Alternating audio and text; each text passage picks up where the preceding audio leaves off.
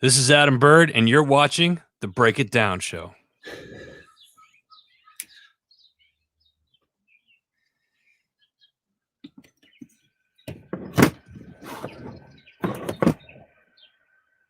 Little technical difficulty there for me, Adam. I didn't turn my battery on my recorder. It happens, but you got the intro part done right, and that's what's perfect. Hey, man, thanks for coming on. These things often take longer than we want. I'm always thinking about the editorial decisions. And as long as people are talking to me about who I'm having on or who I should or shouldn't have on, I know that I'm having a conversation that's bigger than just what I'm doing editorially. Right. Do you? And so for those, you guys should just look up Adam Bird. Go to Heroes Media Group and look all that stuff up. I'm not going to get into a lot of his background because Adam's been on 100 podcasts, but he's a fellow veteran podcast. And I would say at the very top of Podcast Mountain for veterans, it's us, Yeah. Jocko, and God bless guys like Mike Ritlin and those kind of the guys, but they're not in the chalet where we are. They're just not, So everybody should know Adam is a very well accomplished podcaster in the veteran space. But let's go back to the editorial decision thing. How do you process that? What do you do to manage and make sure you're making good editorial decisions for your show? Pray. Oh my God. It's an art form, right? And you take each show, whether it's my show or any of the other shows on the network that I'm working on or producing, you take each of them uniquely, because different things. Just looking, you have your set things that you look for as far as editing in each episode. And I think, you and I, as long as we've been in this business, we could probably look at a set of sound waves or a section of a show and pick out a sound wave. They said, there, or there's a click noise here. And 9 out of 10 times we'd get that right. So I think editorially, big things I look for is like clicking noises. I look for ums and ahs. I'm guilty of it myself. And then just like little taps every now or smacking. The biggest thing I look for in editing is when somebody smacks, like, well, for some reason, it's just one of those things that's just like, oh, we're going to get rid of that right there, So that's really kind of it. I don't know if that answered the question or not, but. Yeah, the teeth suck too. Yeah. Let me see here. Yeah. You're right about all that stuff. And the editing part that is a service to the audience and to the guest is very, very important. We want to make sure we make the best representation of the guest as possible without changing at all what they say. Right. But I'm talking specifically about the guests themselves, like how you pick who to talk to, who to have on, because it's not just who you want to talk to, right? There's what serves the show. Are you cashing in a favor? Are you planting a seed for the future? Are you giving a chance to a young emerging all of that? I'm with my particular show, right, that I'm doing right now or have been doing the last couple of years. I'm a firm believer that you can learn from everybody, right? So if they have an interesting story, I'll interview them. If I think I can get at least 20, 30 minutes of conversation with them and not like, one word answers with them. And I usually do a pre-call prior to the show, because the last thing you want is to go into an interview blind about somebody that you're really maybe not sure of or not really know. And you ask a question, they're like, yes. All right, you want to elaborate on that for me a little bit? Or, you know what I mean? It's like I don't mind working, but don't make me work that hard. Yeah, please. I don't want to drag. I'm a firm believer. Like when I'm looking for somebody to come on the show, I'm looking for kind of like the 90, what I call the 90-10 rule, right? If you're in sales, it's like 80-20, where I'm listening 80 to 90% of the time and maybe talking 10% of the time. And when I do talk, I'm guiding you in the direction to where I want you to go. Yeah. Which is ultimately talking about your story. And so the listeners of the show can learn from your experiences. you've interviewed, I mean, geez, how many episodes have you done, would you Yeah. say? Do you have a number across all of your different shows and everything else? I think shows that I've either hosted or have produced myself over the last probably 10, 12 years, over 1,500. Yeah. You know, and it's probably closer to the 2,000 range with shows that I've just handled or produced myself. That's why, like, when I say that we're at the top of the shit in the chalet on, veteran podcast mountain, I mean, I'm not joking. This is, we have created a lot of content. Yeah. And built incredible machines. I always say, like, the Break It Down show is such that I can say, hey, would you be on my show? I'm Pete A. Turner, executive producer and host of the Break It Down show. Here's the show bona fides. If they get to that second paragraph, they basically say yes, if they're in the mood to talk. It doesn't matter who it is, how famous they are. And that's different than a lot of people who are trying to still figure out how to book guests. Like, it's, I can look at someone like, oh, they've got a book out. Like, there's a guy right now, had him on the show yesterday. He wrote this fantastic book right here. I'll even give it a plug. Look at this. You got to get this book called Mine. And it's got two authors. And the guy I had on yesterday was Michael Heller. And it's just about possession and ownership. This guy's doing a national book tour right now. And, he comes on the Break It Down show because of the show that I've built. And when I say this is not to promote me. This is to talk about what we have done, what we've created. You've created a platform for veterans to have podcasts. You've helped them produce them. You've got your own show. Are you, okay, so this is the thing, right? Like, in a lot of ways, I'm disappointed because we got in so early. We were so ahead of everything, Right. But we also haven't had that rocket fuel that takes us into the stratosphere. Like someone like Jocko, right? Like Jocko's in the chalet with us because of his notoriety. Right. However, we're in the chalet because of the repetition, the quality, the knowledge, all of these things. We've compiled a massive work that makes us, total downloads. What do you want to go with? Any number, how many countries listen? All these things. What are your thoughts on that balance between, holy shit, I can't believe I've done all this opportunity versus, still working? Honestly, I don't look at it. Okay. It doesn't cross my mind. It's one of those where, I wake up every day and it's like, all right, what can I do better?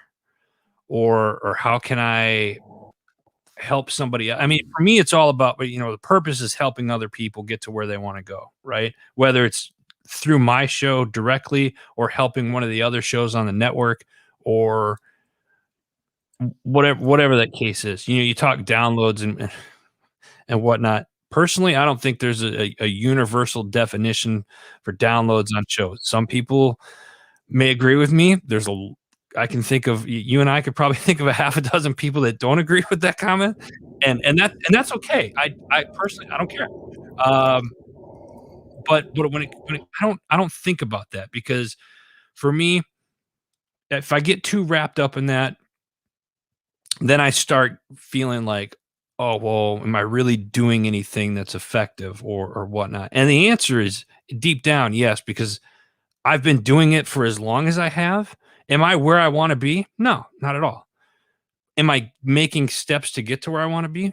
Every single day. And I think once I stop focusing on that, well, I'm not where I want to be, but and is really anybody listening? Well, I'm going into HMG's going into their 6th year now.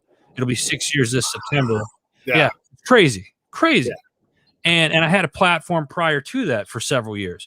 So HMG alone, we started off with like 3 shows, and we're over 35, I think, that are on the network right now, and we got another 5 that are coming on in April and May. So it's like, am I doing something? I must be doing something right because we're still here. I really like, that's kind of, when you focus on that, everything else is like, it's a marathon, not a sprint. Yeah, well, this is that balance, and this is where that credibility comes from. If you want to know how to start a show, you can talk to guys like us because we understand what it takes to do it. Like, we're not trying to figure out how to edit. We're not trying to figure out how to post shows and, how to just build repetition. We've got that conquered and then some. We show other people to do it. And you're right. Like, if I was to take, if I was to sit you and I down in 2011 and say, this is the ride that you're about to go on, right? Yeah. You'd be like, Yeah. sign me up. I'll do that in a second. Yeah. But you are like, oh gosh, it's so hard to get up this stupid mountain. Right. Yeah. But the process of it was, Pete, there's been times, and I think you and I've had this conversation before over the years. There's been times, at least a half a dozen times, where I've thought about, okay, that's it. I'm done throwing it up. Peace out. I'll go back to corporate America, whatever. And then later on that day, you get an email, you get a phone call, you get a text message or something. And it's just like, okay, I need to keep doing what I'm doing. And it's funny because like you and I look at you because you do far more, I think, than I do. You're doing shows every day. God bless you for it. I don't know how you do it. I have the face for radio. So it's one of those, doing this, on the video and stuff, I just started really kind of doing some type of video stuff just within the last 6 months because I was, I'll say that I was shy. Most people will laugh when they hear that, but yeah. Well, shy for sure, but also you and I know what it takes to do these it's a big leap. It's taken me until the last episode yesterday to get these cameras up and going. And I've been working on this for months. Yes, I could plug it in and make it work, but I know what it takes to make it replicatable. I can't take this rig on the road yet. I have to figure out what it takes to do that. I'm not there. I can't make my camera stop focusing. I thought I turned autofocus off. These are all the little things that bug us because it's not how it needs to be. Like we have this thing where we know what the expectations are. And so jumping to video, I've done it, I don't know, maybe a year now almost or close to it. Right. But it's been a long learning process. However, I've also put out 5 shows a week, like you said, and so you've got to add in this little wedge of capacity, but you have a plate that's full. So something has to come off, and for me, a lot of it was social media. Like I'm just not going to be that active. And when I am, I'm mostly going to be jokes and pictures of my cat and the occasional snarky comment about something political or whatever, but I'm not going to promote the show across 20 different channels because it's just not worth my damn time. Right. It takes time. Like, people ask me like, hey, I'm thinking about getting into podcasting. Great. It's a part-time job. And they're like, whoa, wait. Yeah. What do you mean it's a part-time job? It's like, you think you're just going to get behind a microphone and talk for however many minutes and think the one thing I love, I love this. You'll enjoy this. Hey, I got this great idea for a podcast. Of course you do. Yes. Nobody else does. Yeah. And then you are ignorant enough to think that 10,000 people, 100,000 people are going to listen to your very first episode. Bless your heart. Because if it happens, great. Do I think it's going to? Yeah, this is a very good point. I wanted to mention, by the way, you should have this guy in your show. He's a veteran. He's a former SF guy. Jason Casper wrote this book, Enemies of My Country. God damn, this book is good. I mean, look, you have to like, not far-fetched, just fetched versions of reality with operators and what they do and what they're allowed to do, that kind of stuff. But that's this genre. That's the action book genre. So if you guys we're going to have him on, I think probably in a week or two, but Enemies of My Country, it's fantastic. I can't wait to see what happens in the end. And then everybody in general, please hit that subscribe button over there and the bell so you'll know when I go live. It's best if you watch on YouTube. We're trying to build the audience there because, hey, they pay. You want to know how to monetize? You pay. Now let me come back to you on this. Okay, so I've got this idea, and then I hit him harder than you do, Adam, because I don't want to mess with the conversation. And I say, listen, if you want to do a PR tool or a marketing tool or a networking tool, okay, great. Then you should do a podcast. Realize that that's going to take 10 hours per episode. So however long, I'm only going to do 15-minute episodes. Okay. It's going to take 10 hours per episode to do what you want to do. And you probably still won't be done with the work. But let me tell you about my idea. Like, I don't care about your idea. What I care is can you show up week after week with those 10 hours? If you can't, then, I mean, great. Tell me your idea. I'll listen to you, but I'm not honestly going to listen to you, Right. And I love it when people approach me. I want them to approach me. I want to help them, but I can't help them take their idea from here to there unless they know those tactical things day to day. Here's how you get up. Here's how you prepare. Here's how you get the show out the door. Here's how you do post-production, you know, on and on and on and on. If you can't line all that out, then you shouldn't have a podcast, Right. you know, or just call it a hobby podcast and don't put any kind of expectation on it. Just do it because you love it. Right. Or, and let me add to that, yeah. or you have somebody, I think the hardest part of doing a podcast, let me rephrase this. The hardest part of doing a podcast for new people is learning the editing and because that can be very time consuming.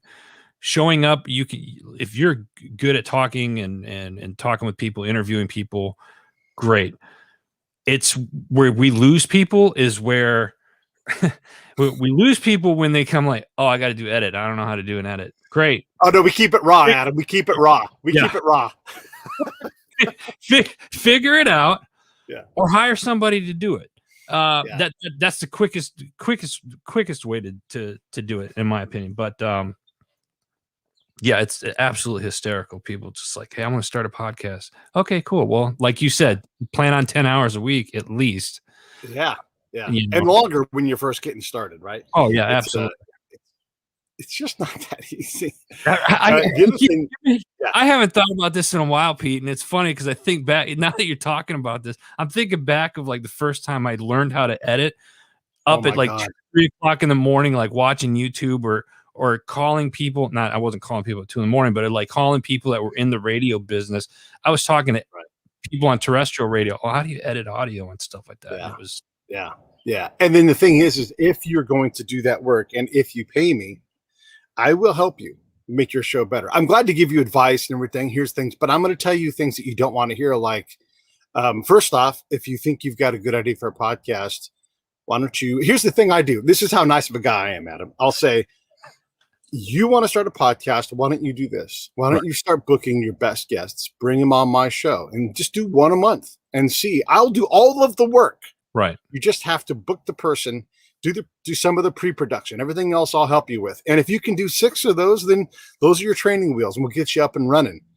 You know, listen, and you know what like a sacrifice that is in terms of time. And I am asking for their best guests because I don't want half-assed guests on my show. Listen, everybody, Pete's got a heart of gold right now because I can guarantee I don't do that. I might spend 15 minutes with somebody and do like and I'll do 15 minutes, and that's me feeling froggy, doing a mock interview. And at the end of that interview, I've probably talked more people that's your job out of doing podcasts than I have actually doing it. Well, but the thing is I'm doing the same thing. I mean, my heart is golden, but I'm also putting a dragon in front of them that they have to slay. I'm like, why don't you set up 6 episodes with your absolute best people, not your mom's cousin, none of that kind of thing. Who are the best people you'd want to lead off with? Because you can have them on again. Right. By the way, if you know them, and then I'm like, just call me when you're ready. And this is no knock on anybody I've done this with because it doesn't always work out. But that's sort of the point of the exercise is, can you do the work to contact somebody, set up the calendar the way I want it set up, and have something on the schedule, and then make it to the show and have the show. Again, I've had people try this and fail at it. I've had people try it and do it great. I've set up things and invited them on. Yeah. But the universal value in all these things is, if you're going to have a podcast, this is a skill you have to master. I'm creating an environment where all you have to do is to focus on that pre-production part and the fun part of doing the interview. Right. So if you can't do those things, then that's your indicator of your idea is great, but you don't have the energy and time to put into it. And that's really what it comes down to is resources. You know, do you have 10 hours or can you buy 10 hours? And if you can't do both of those things, then you're going to struggle to have a podcast. Absolutely. 100% agree. 100% agree. And I like the way that you do it, and you know, maybe someday I'll start I'll start following Pete's lead on this, because honestly, it's like we're just being honest with you. I mean, Pete and I have been doing this for a long time, and the last thing we want is we're the type of guys we're not gonna screw anybody over. No, never. And we don't sugarcoat anything. We're you know, we might I think we've both been called blunt. Or you know, we may be a little direct sometimes, but we're being honest with you. So at least you can respect the fact that, hey, we're not going to steer you down a path that one, you either can't afford or something that's just going to be a waste of your time in the long run. The other thing I've been telling folks who are on the business side who want to have a podcast, when I say business side, they're in business and they want to have a podcast to create more audience and build their brand. And again, I remind them, this is an entire new business you're starting. However, if you want to do it, why don't you instead go find a podcast that best represents who you are and what you want to do, and just sponsor them? They've done the work, just go, look, I want to work with you. I'm going to give you whatever, $1,000 a month. Right. Which, by the way, is a bargain if you consider how much work goes into a podcast 4 times, 5 times a month. And just say, I want to make sure you survive. I want access to the show, and I want to be able to bring some guests on occasionally. I don't have to be there, but I want to be able to sponsor this thing and be a big, proud part of your voice. If you are in the business of looking for things like a podcast and you don't look around to see who you can employ already as a podcast, you're crazy. You're crazy to start your own podcast. Yeah. Go find someone who's better at this, learned all the lessons, has all the gear, has figured it out, and go put them to work for you. Yeah. Yeah, especially people that got large audience, whether you have a large audience or not, or you have an audience that's just very interactive. Yeah, no sense of, I don't want to sound cliches, of recreating the wheel, but if you have, like you said, if you have a business and you're we need a podcast, how about you sponsor somebody and do that for a year? I'd even challenge you to do it for a year. And then after that year, if you feel like you still need a podcast on your own, well, maybe look into that then, or branch out. But yeah. And if you're looking for sponsors, you got 2 guys right here. We'll be more. No, well, you think about this: if you're going to pay $1,000 a month to someone to sponsor their show, and I think you could get sponsorship slots on most shows for $1,000 a month. Right. And I'm not talking about some little tiny show, a show that's there. One, you get to bring your network into something that's powerful and it's already set up. Like, that is already an enormous value. But 2, you're paying for, I don't know, let's call it $12,000 for 50 plus hours or 50 plus episodes worth of stuff, which you can then crack into smaller products and just have your name all over it. Right. For $12,000. Yeah. I don't know, but I think, if you're a business that actually has product too, whether it's, right. I'll use my other company, HMG Beverage, shameless plug. If you got a coffee, or you have tea, or you have, whatever the case, t-shirts, hats, or any type of product that you could do like a giveaway with, or something like it, whether it's a giveaway or one thing I like, obviously I don't have this set up right here, but when doing video, having product placement in the videos and stuff like that. When you're sponsoring a show that can do product placement, whether it's a cup or a bag or a flag or whatever the case is, that's volumes. And for $1,000 a month, that's $12,000 for the year and 50 plus shows. You're getting a ton of exposure that you normally would not get. And what I like about it is knowing that I'm driving traffic to a business that not only believes in me, but that a product that I believe in. Let me ask you this, Pete, because I'm sure you've gone through this over the years. Have you ever turned a client away that wanted to sponsor your show? Yeah. I mean, if it's not my thing, I won't do it. There's a couple of, I don't have any right here in front of me. Oh, yeah, I do. This isn't a sponsorship. This is more of an ambassadorship, but Lloyd's of Leadville, which is a CBD cream kind of product. I rub that on my knuckles and stuff, but I use it every day. Like right here, I'm actually surprised. Oh, that's because I traveled with it. But I'll be rubbing this on my different joints while I'm here, because all these things, they hurt my back. I'll rub it on my back while I'm sitting here and doing this, because I use Lloyd's of Leadville CBD products, So I'll say yes if I believe in it. I'll say yes if I think there's a potential there where, like, okay, you're fledgling, but you have a budget. I'm not going to say no to that just on the surface if it's something that I kind of see. But I've had people offer me money to do things, and I'm like, Here's my biggest problem, Adam. If you're going to come to me and approach me and pitch me to pay you for a service or to gain access to my show, you'd better know what my show is about. Right. If you're just cold pitching me and then that's it, and like you come in and you make the ask up front, it ain't going to happen. And I have no problem directly communicating to you, hey, listen, unless you know my show, we're not going to have a conversation. Go back. I love the ones where you get the, like, hey, I got this great product for your listeners. They'll love it. And it's like, all right, well, cool. What's it about? And it's like, underwater basket weaving. Well, what the hell? Yeah. That has Yeah. nothing to do with my show or Yeah. anything like that. Yeah. Yeah. Yeah. Yeah. Yeah. These are the challenges of podcasting, and maybe this stuff is boring to a lot of folks, but I think it's interesting, and I think it's helpful to someone who's on the fence about this, or I've got a podcast and I'm struggling. Well, then hire me to help you look at your podcast and say, here are 15 things you can do, but let's start with the top 3. Here are the areas where you can make it work better. I think podcasting right now, Pete, is as long as you and I have, kind of been grandfathered into this business. I don't even think we're at the, and correct me if I'm wrong, but I don't think that podcasting has even hit the tip of the iceberg yet with it. As long as it's been around, like 2004 or 5 time frame, kind of before it was called podcasting, I still think we're still maybe 4 or 5 years ahead of its time. Yeah, I totally agree. We've got the ads running nonstop from Spotify about the Obama and Boss podcast, and that's adorable. They've got a podcast, they've got an audience, and people will probably listen to it and everything else. So now we've got this celebrity and big. Remember when you couldn't get a big media company to even talk to you about podcasting? Yeah. So now they're doing what we were doing 10 years ago. Right. And that's cute. You've got an audience, people will listen, and they should do that. However, the real stuff is still coming. Right. Here's where I think it's going. Then I want to hear where you think it's going.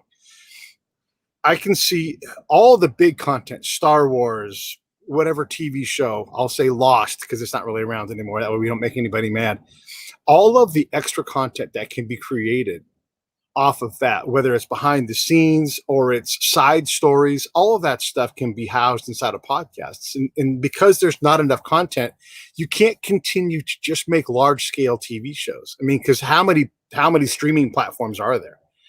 So taking this smaller scale production cost challenge and putting it to work to amplify and give your audience more of what they want. Like I'm bananas for All Creatures Great and Small. They just started it up again, and I watch it on BBC, and there's like 7 episodes in a season, and I'm desperate for more of it. I miss it.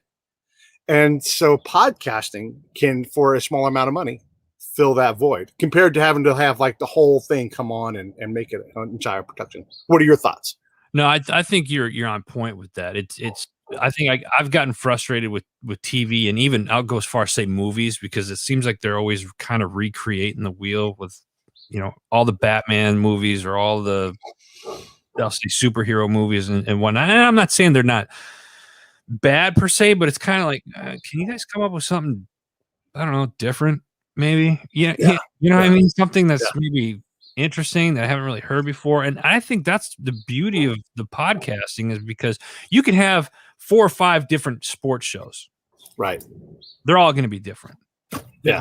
There's not one that's the same. You're going to have 1,000 different business shows.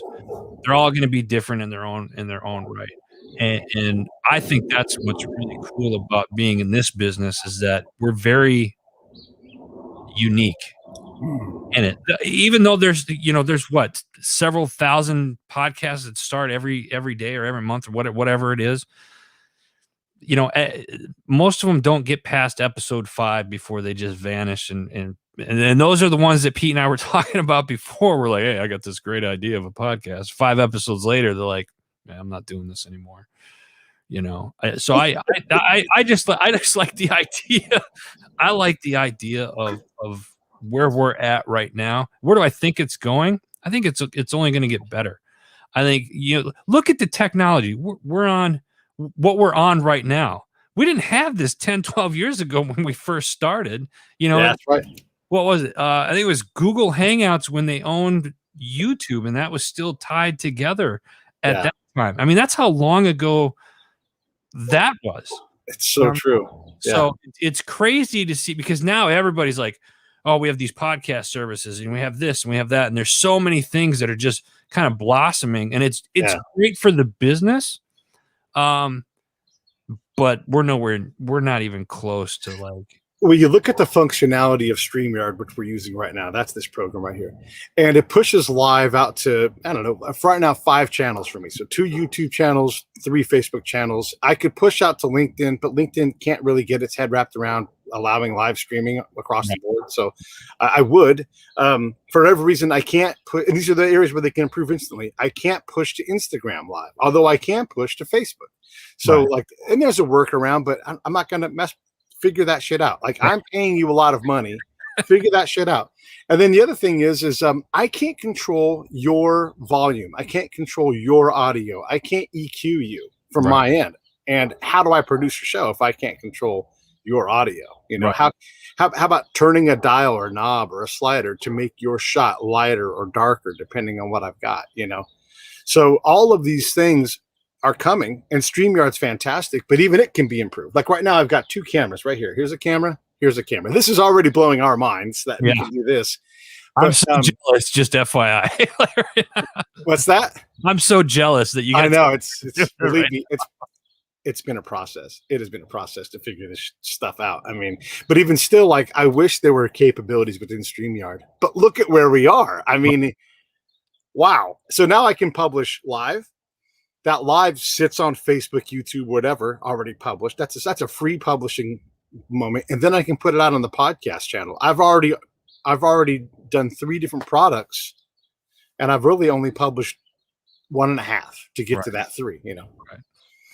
Yeah. And I think the one thing about it is you think of stuff like this where you're doing multi-camera angles. You think of like a TriCaster or like, you know, does Pete have somebody in the van parked in his driveway right now working? He looks like me.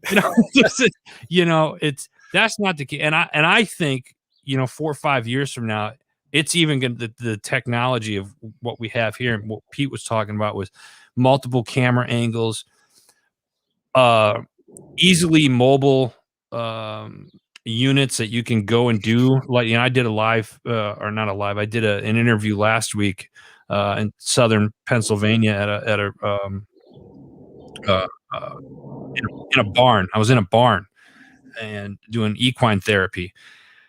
And I'm looking around. I was like, God, this would be great setup. The lighting's cool. It's got that rustic look. And then I'm looking at my stuff, and I was like, I got handheld mic. I was like, and then I was thinking back when I first started, it was like I had a cell phone that had a microphone that was hooked into that, and you're recording onto your cell phone or onto your laptop or whatever you had at the time. And I'm like, oh my God, look how far this business has come in just 10 years. I just had another great idea for a podcast. I'm not going to tell it to you because we just complained about that. And by the way, I want to say this, everybody's listening. We're telling you things from our point of view. I want to hear your idea. I am desperate for you to create something, whether you're painting or drawing or playing your guitar, whatever it is. And I know Adams does too. I want you to create. So when we say these things, we're putting you in a position where you've got to recognize, is this your thing? Like you can say, hey, I want to go play rec league softball and be in the A league. Okay, great. Here's what A league means. You know, it means however many hours, you know, and it's like, it's the reality of what we do, right? Because of the distance that we have gone up this mountain and the ability that we have to create, we owe it to you to say, if you want to do that, here are the things, these are the challenges way back behind us that you have to overcome to get where we are. Right. You know? It goes back to our purpose, and not that I'm speaking for you, Pete, but you and I have known each other for a long time. Yeah. And we've had conversations. I think the purpose goes back to helping others. What's the purpose? The purpose is helping other people get to where they want to go. Because if we do that allows us to do what we've done and been blessed to do for so many years. Yeah. There's a lot of ways to get after this. And it is all about helping. How can I help you do this? If you want to get PR and you don't want to do a podcast, that's going to cost you, I don't know, at a minimum $2,000 a month and probably closer to 10. You know, I mean, like that's what PR costs. So you can find a PR up and comer, but now you're sacrificing experience and a powerful network for less cash. I mean, these things just cost money. A press release nationwide is $1,500 to push it out. You know, that's just how it is. So you look at the cost, a podcast might be the answer, you know, but you've got to determine like who the partner is now, you know. Right. Don't go grab a podcast that's emerging and has 6 episodes because they haven't proven that they can do this. 25 episodes, maybe that's the cutting point. Right. But there's a lot of opportunities. There's so many opportunities to either use a podcast or to put your podcast to work for somebody else. And then, by the way, as a podcaster, we should be pushing out to people that we recognize that are a good fit for what we do and say, listen, I don't need you to have a podcast. Let me take your derelict podcast, or let me take this podcast concept you have, and let's work together and make it happen. I will do the work. You have the product, Yeah. Yeah. Love it. Yeah. I want to change gears and ask you a couple other questions. First off, everybody, by the way, taste freedom in every cup. HMGbeverage.com. Yeah, definitely go there and check it out. By the way, smash the whatever that button is. There it is, right there. Smash that subscribe button on YouTube, please. This is how you help. This is how you do it. I also have a PayPal link. You can kick in money each month, and this is like a Patreon, but Patreon's sort of a bad partner because they change rules on people, and they take a bigger cut. PayPal just takes a transaction fee. So if you want to help me in particular, I'm going to have Adam do this next, but if you want to help me in particular, that PayPal link, which you can get at breakitdownshow.com, and just subscribing on YouTube and watching on YouTube. If you're going to watch on YouTube. You can watch on your podcast channel. That's what you want to do. That's no problem. It'll be there. But YouTube is where I'd like you to go, at least for now, until I change my mind. Adam, how can people best support the Heroes Media Group and your efforts and your channels and shows? Man, just follow us on social media. We're on all the platforms at Heroes Media GRP. And then check out the website, heroesmediagroup.com. If you have content that you want to put out, you've written a story, or you're looking to potentially do a show or need to be a guest on a show, by all means, we're open to the idea of it. Just reach out to us. I got to say something else on our behalf, because we're a couple of good dudes. If you have an idea and you're like, man, these guys are speaking a lot of truth, and you want us to help you, I'm going to bend over backwards to give you a great deal. I'm like, I shouldn't do this. I cannot help myself. And I'm positive Adam's the same way. I'm like, you know what? If you want to do this, here's a number that I'll hate doing it for, but I really want to see you create.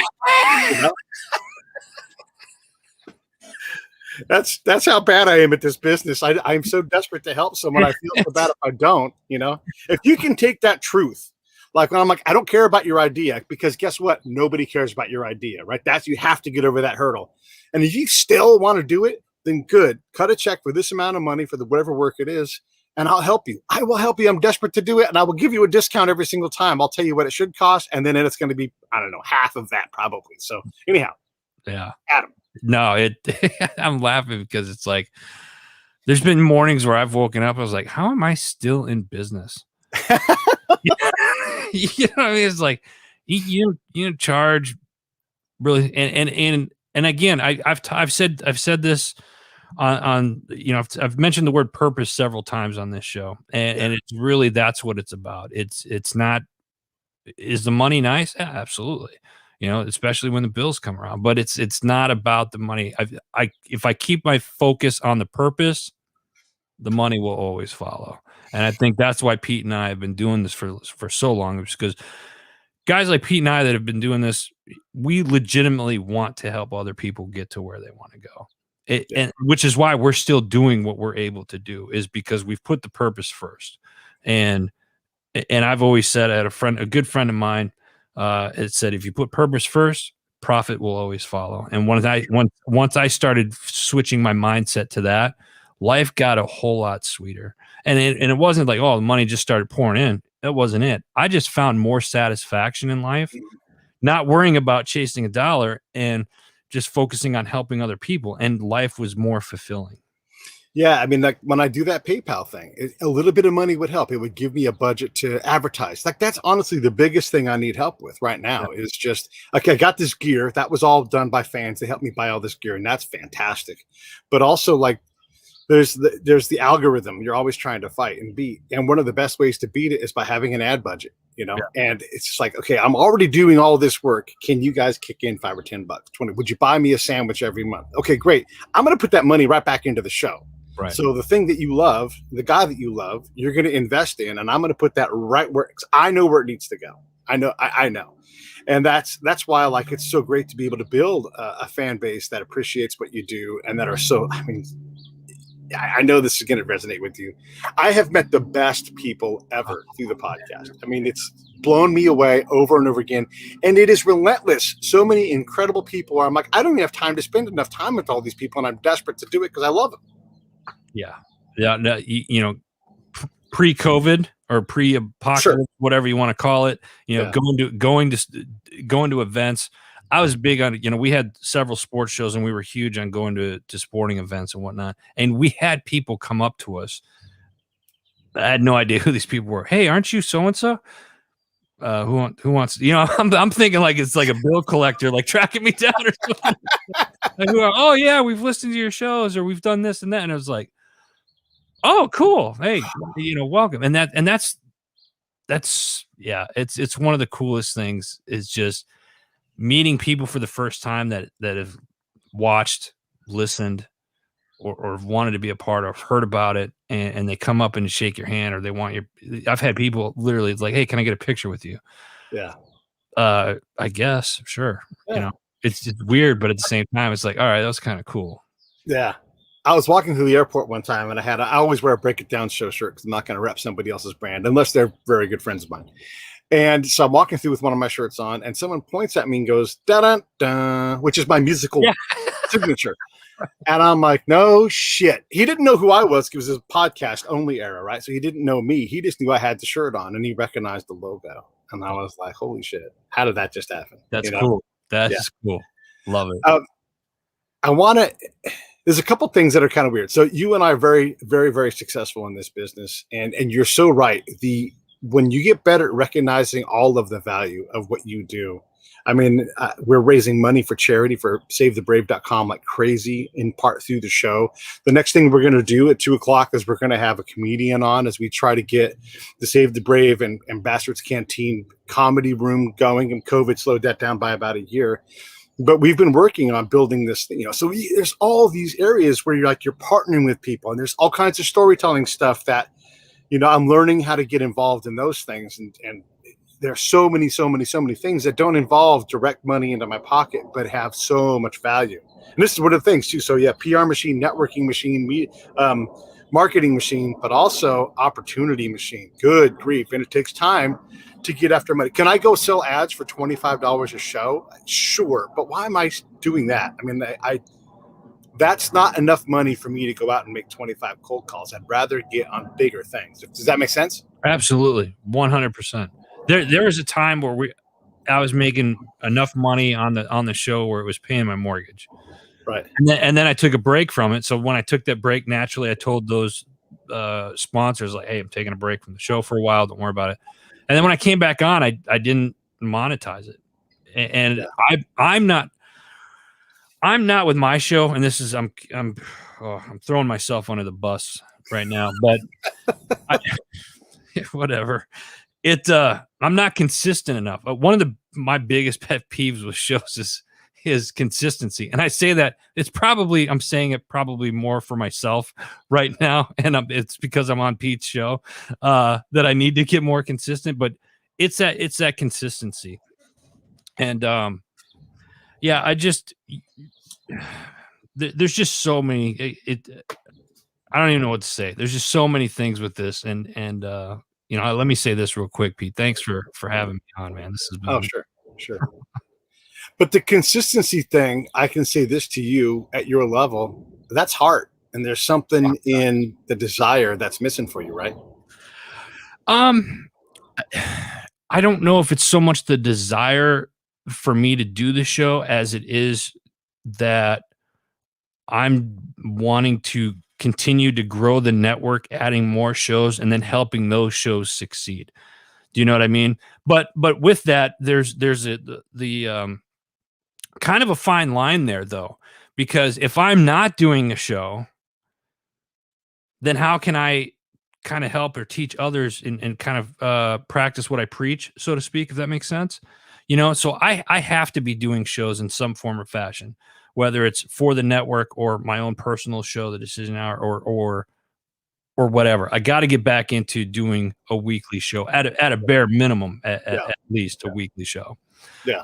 Otherwise, it's kind of like, well, why should we listen to you? You haven't done any shows. Well, it's because I'm busy helping all these other shows. You've brought up a key KPI is when you truly reach max capacity for yourself, and you have to find other heads for the many hats that you wear. I've got the problem. You've got the problem. I mean, I'm technical directing my own show here. Hello, yeah, I'm the guy pushing the buttons, right? Because I don't have enough money to hire a head for that, that hat, and Right. so I wear it. Right. And you're talking about you're trying to build a bigger business, but to do that, it's like I don't want to be in social media, but I do post shows on social media because you have to, because it's just all about discoverability. It's the necessary evil Right. thing. We end up doing things that we don't want to do, or the things that we don't like to do. Yeah. But until we get the funds to find, as you say, that person to fill that hat, we're stuck doing it. Yeah. Yeah. Well, don't beat yourself up too much. I know you'll figure it out and continue to go forward. And there'll always be too many hats for your head, So I was in the doldrums a couple weeks ago, and then I just lit off on an inspired run. I mean, I was like, man, this is awesome. What the heck was I thinking a week ago, 2 weeks, whatever it was. Like, I am going to slow the pace of the show down. I've already decided that. Once I get to 1,000 episodes, I'm going to back off. But I had to decide what I was going to do. Right. And it's not that I'm stopping the show at all, but I'm going to take some of that creative time and I'm going to put it into other creative endeavors so I can continue to grow the bigger show. So it won't, I mean, look, 5 shows was great. And the idea behind that primarily was to just outwork the competition, to outproduce, to say, look what I can do. And now I'm having opportunities where like, work on this with me, work on that with me. And these are longer term things and it just takes more time. And so, that's one of my areas where my desire and my capacity aren't in alignment because I've got more to do and I don't have enough heads. Right. I need to collect some heads. That's so true. But you're talking about, and you are the master of doing, shows 5 days a week. And, the opportunities, you kind of hit on it there. The opportunities or the doors that have opened for us because of what we do is really priceless. And I guess if I was going to characterize it, I can now knock on better doors. Right. Or doors with more opportunity. Like this door, I want to knock on. The other ones, I was just knocking to see what would happen. Right. Now I know where there are good doors that have opportunity. And even if it's not this time. You get to pick and choose. And you're kind of in a position where, like, if something gets presented to you, you're like, you don't feel obligated to take it. You're like, no, it's not for me. Like, I got other things going on. And that's a great position to be in. It is. It is. It's really good. And it's a valuable position. I mean, that's where you talk about how do you monetize? Well, how do you create value? Where is your show valuable? And in this case, access to my show means that you have to be at a certain level now. I'll have my friends on and people that have no audience because it pleases me to do that. Right. But I don't owe it to anybody to have them on. That might sound a little bit arrogant, but it's not. It's about managing my capacity, So this is a funny thing. So again, we're way up in this chalet on top of veteran podcast mountain. And then I'll jump into some Facebook group. And because I don't spend a lot of time on there, I'm unknown, and like, so someone was like saying, hey, how do I get on these lists, of best podcasts for veterans? And I said, you don't worry about lists. You just do your damn job. Right. And you might've been in this conversation, maybe even. I know what you're talking about. And they're like, Richard Kaufman. And Richard is awesome. He's been on my show. I've been on his show. I have no issue at all. Yeah, we all do. I mean, he's such a great dude. But you have someone in the thread, and I think you were in this thread, who can absolutely help you guide your podcast, but you don't take 2 minutes after I'm putting out real specific knowledge, and like, hey, who is this guy? I get it. You don't know me, but you can look it up and be like, holy shit. Well, I think that's the ignorance of a lot of people. This turns into the whole, we've become such a lazy society that I'm going to believe so-and-so. And it doesn't matter if so-and-so says it's the truth or not. It's completely irrelevant. I'm just going to believe that because they're saying it and I know that person. Yeah. We have to start looking things into ourselves. And I say this because you're using a prime example. Like, hey, this X amount of person did this list. Okay, well, where is that list really coming from? Right. A lot of these lists that are out there, and I've been fortunate enough to be on several lists, and I'm grateful for that because it's got me some exposure. But those lists are usually, they're either how do I say this? Just say it. A lot of those lists are probably they're either sponsored by somebody, or it's that individual that knows those people that have created the list. And again, I've been on several lists through businesses and whatnot. Very blessed, and I'm grateful for it. I want to put that out there, that I'm truly grateful that somebody thought of me to be on a list. Do those lists matter when it all said and done? It might get you some exposure, but in a year, 6 months, you think people are going to remember that list? Yeah, no. Well, there's another list out. Right. No, I mean, you and I could create a list. Each of us could create our own list today, right now. Yeah. And then we could do that for the next 10 days and Yeah. be different people on every list that we create. So which Yeah. which list overrides the other ones? You don't really know. Yeah. It's And kind of like I'll the award ceremonies. I've never been a big fan of like these, awards or ceremonies and stuff like that, because yeah. it's kind of opinion. I'm the type of guy where it's just like, you need to be out there more. This was something you'll love. This somebody told me yesterday, hey, you really should, for somebody that owns a network and whatnot, you really need to be out and pushing yourself more. Okay, great. That's your opinion. Yeah. And you're entitled to that. Yeah. I'm busy with my nose to the Oh ground my God. grinding. Yes. That's me. I don't need the attention, doesn't have to be on me. But again, that's just my opinion. I get a lot of advice where it involves me doing more work. Here's Yeah. what you need to do. Okay. Oh, is that what I need to do? I don't, and there's a lot of good Because I don't have enough work to do as it is already, and you're telling me I need to do more. You need to send out more one sheets. I Yeah. do? Yeah. Okay. Yeah. Great. Do you want to do it? Oh, no. Oh, okay. Well, then just put $20 in the PayPal account and leave me alone. No, I mean, I don't want to be unfair to anybody. I always appreciate people's advice, especially if it comes from someone who knows a thing or two. And a lot of that stuff does make it into the show. Like I really go, oh, you know what? I should do that. I've redone the entire website a couple of times because someone's like, it's out of date. You need to go do it. And I probably need to do that now. Give myself some advice.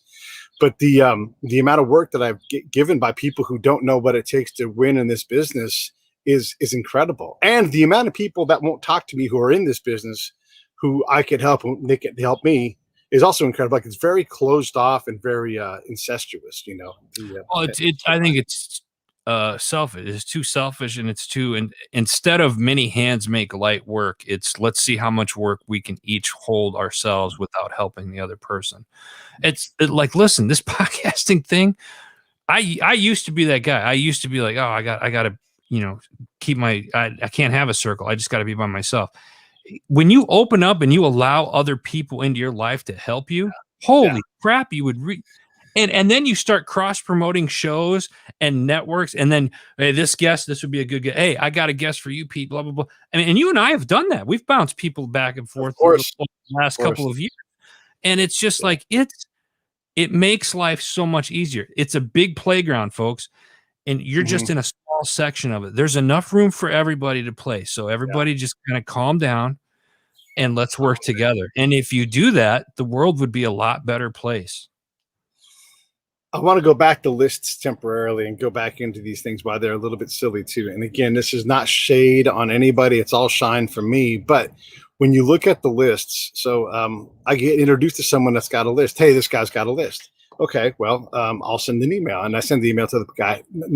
Don't really get a professional response, like in terms of a timely fashion, but that's fine. Whatever. Like we're just getting introduced. Doesn't know me. I don't know him. And then I'm like, hey, I filled the form out, submitting my show. No money involved.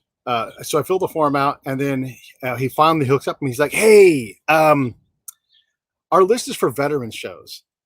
And I was like.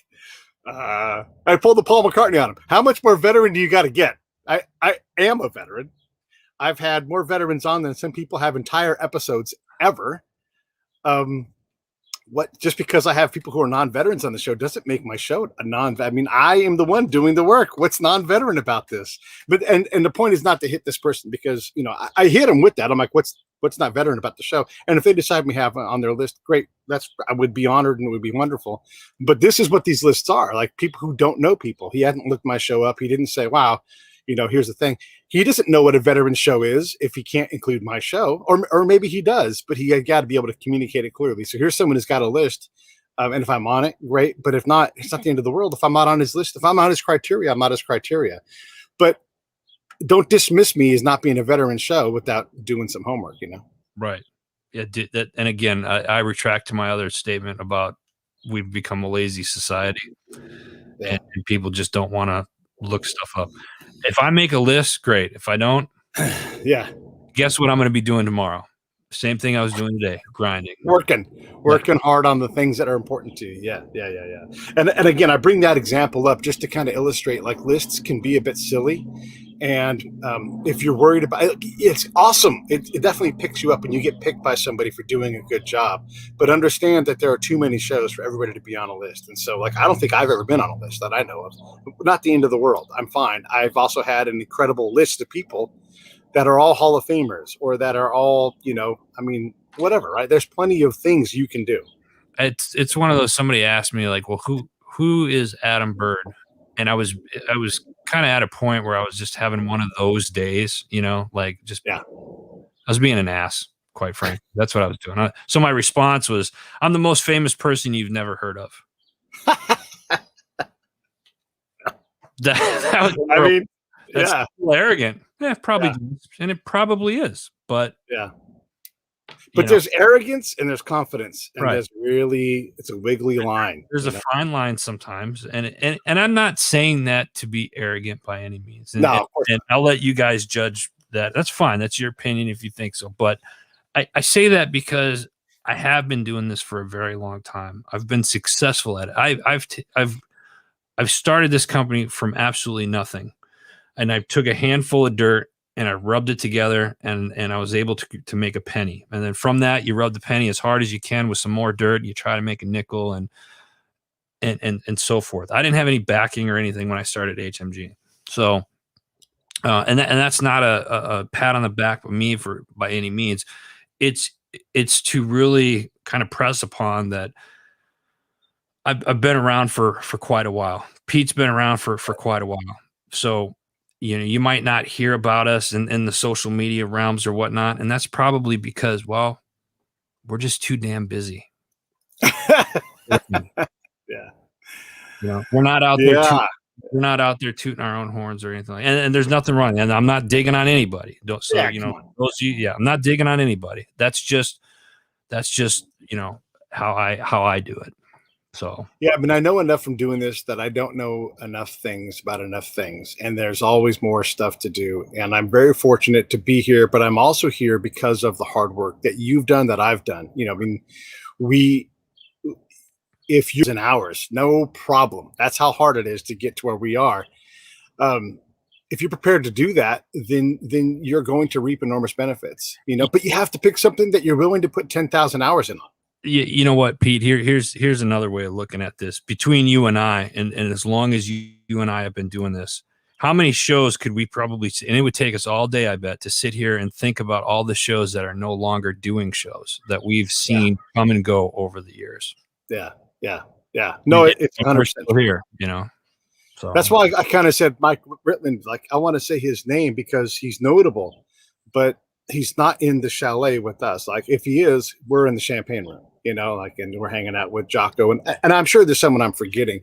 And there was some wonderful veteran content out there, right? But to get the gold jacket, you've got to hit certain things, and we've hit a lot of those marks. A lot of them. Yeah. People always ask me, who's your favorite guest? And it's like, come on, there are too many. Let me think of one right now. First off, I can only think of so many at a moment because there's been 1,000.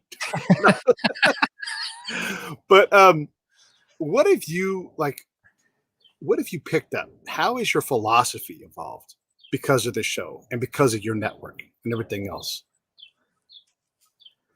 As far as my philosophy, as far as like guests on shows, no, just in general, like you've gleaned things from guests. You've had incredible people who've done insane things and thought through, like, and they've given you their best words to describe their incredible thing.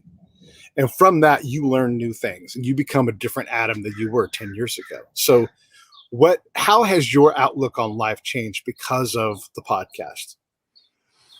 I think it keeps things into perspective.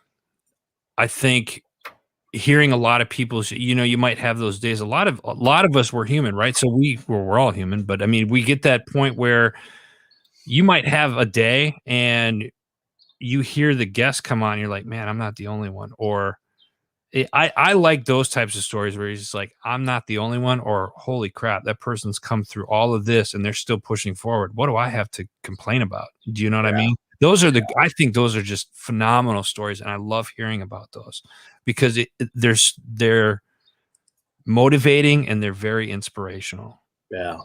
Yeah. It's one of the things that, again, we get to sample because there are so many people that have come through impossible gauntlets. And I'm thinking about this guy, Jason, who was a cop in Phoenix, who had 5th-degree burns and survived. 5th degree means that like bone has burned, right? And that's horrible. They thought he was dead. They thought they were pulling a dead dude out who smelled like charcoal when they pulled him out of his cop car. And he made it. So when we look around at all these problems, whatever the side of the Pepe Le Pew thing you're on, you're not on fucking fire in your cop car at work. Right. You know? So chill the fuck out. Right. Find what you need to do and get back to work. Because if you make your world a better place, and if your world is a great place, and I always say this about charity, then you need to be doing charity. And charity is not supposed to be easy. It's supposed to be hard. These are hard problems to solve. So get your house in order. Start to help someone else, because it's not every boat rides with the tide, because that means that every boat sinks with the tide. Right. It's many hands make light work. And if we all work on these things together and we just focus on truly helping one another, you've heard us mock a lot of things that come to us because these are people that aren't ready. And I know, Adam, this is true for him because we've said it already. I'm desperate for you to create something. Maybe it's you need to go play the guitar. Maybe you do need a podcast. Maybe you need to write screenplays, whatever it is. But you have to do it. And I'm glad to help you do it if I can put a hand in there. But if I can't help you, if I can't see where to put my hand in, I can't help you do your show. And I'm going to add to that, Pete, if I can. Please. Because Pete might not be able to help you with the show, but he might be able to help you with something else in your life. Yeah. Just because of his network. And the same goes with me. Like we might not, the show, we may tell you, you shouldn't be doing a show. Let's be honest. So you shouldn't be doing a show. You need to be doing something else. And we'll help you. And I may ask you for money when I say that. You should be giving me money. But I'm only being honest. You know? Right.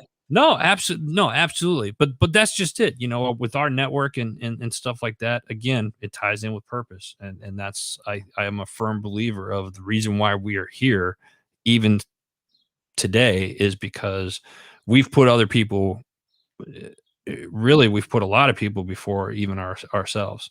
And that's okay. We you know, if we weren't okay with it, we wouldn't be doing what we love to do. Can I say, well, do you have like 5 more minutes? Yeah. Okay. So one of the other things too, I think it's important for all of us to realize, and I've learned this through the show, is one, don't assume no is the answer from someone, no matter how famous they are.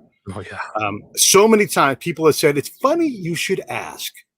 And then whatever it was I asked for, I just asked. And so they said yes. The other thing is if someone asks you for an introduction, give them the introduction. And if you're uncomfortable giving them the introduction, because there are times when I do filter it through me, it's because there's some element of trust that's missing. Work on that. Understand who that person is and give them the introduction, you know? And if you're not willing to, just say, I can't. I don't know them well enough.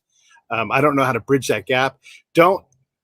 Introductions should be a gift to two people that should know each other. And that's how I treat it. It's not a hard and fast rule. I can break it by exception because certain people don't need to be contacted by everybody, you know, but that's only because of the network that we have and the incredible people that we deal with. I can't flood someone's inbox with something, but I will tell you how to get there. I will work with you on it, but it may not be a direct introduction, but that is by far the exception over a good, warm, healthy, thoughtful, written out. If you ever had me introduce you, you've been like, holy shit, Jesus Christ, Pete thinks a lot of me. Hype man. That's my hype man right there. Pete's my hype man when he does any types of introduction. I know who I need a hype man, you know. Well, I mean, and that's what you owe that person. They ask you for this favor. You do the fucking introduction right. You don't half-ass it. I mean, look, sometimes I'm like, hey, I don't have any time. Adam meet Jason, Jason meet Adam. You know, I'll introduce you to Jason, who wrote Casper, and it'll be quick. Because I can't always write good ones, but if I'm really leaning on it, and I try to almost every time, you're gonna feel something because I care about who I'm introducing people to. Yeah. Any thoughts on introductions? No, I'm the same way, man.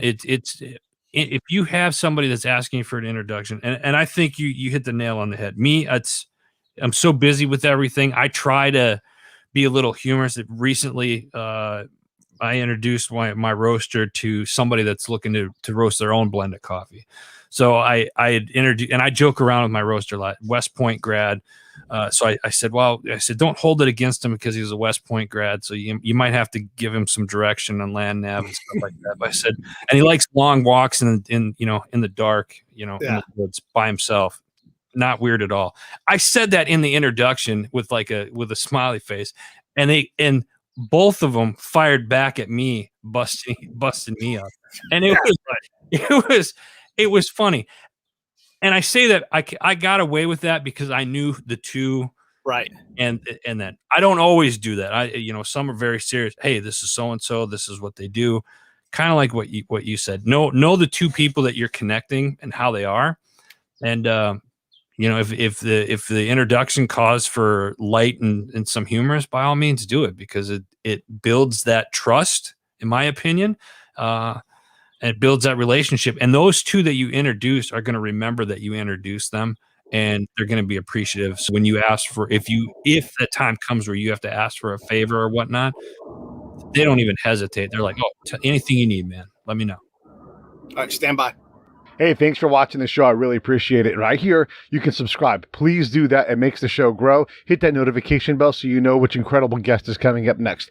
Down below is the PayPal link. You can put a small subscription in. That is an enormous help. All that money goes right back into the show. And then right up over here are the next episodes you should listen to, curated by yours truly. Thank you so much.